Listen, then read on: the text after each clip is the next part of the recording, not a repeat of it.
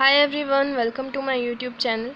So in today's video we will discuss the concept of GST, that is goods and service tax. We will see its definition, silent features, its background, advantages and limitations. So let's see the definition first. According to Article 366(12)(a) of Indian Constitution, goods and service tax is a tax on supply of goods or services or both, except for the supply of alcoholic liquor of human consumption. तो इस definition के according goods and service tax वो tax है जो कि लगता है goods पर या फिर सर्विसेज पर या फिर दोनों पर, according to article 366(12)(a).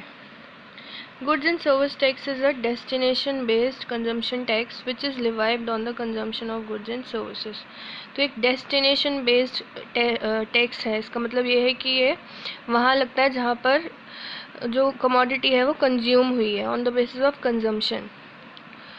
GST is charged only at value addition at each stage and burden of this tax is borne by the ultimate consumer.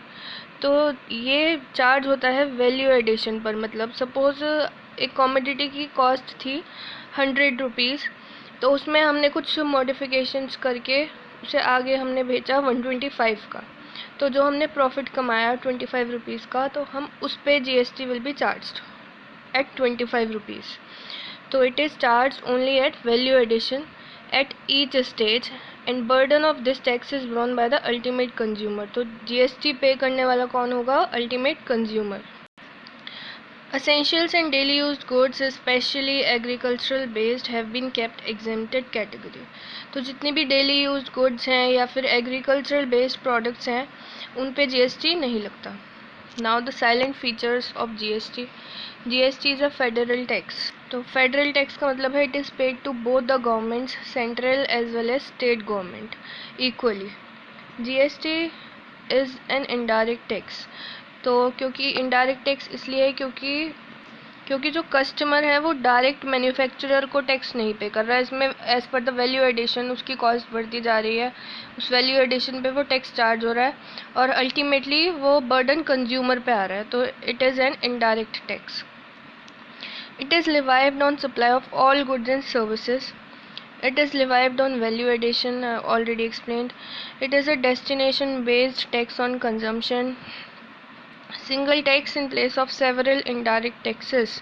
So GST has removed the implication of several taxes like central excise tax, sales tax, production tax, etc.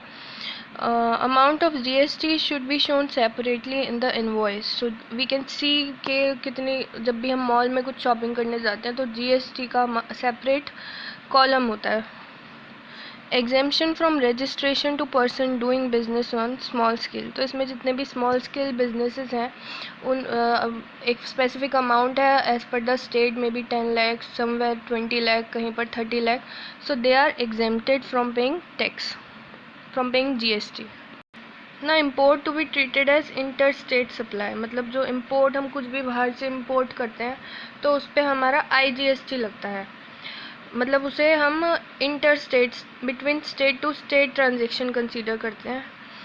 Exports to be treated as a zero rated supply. So there is no GST over exports.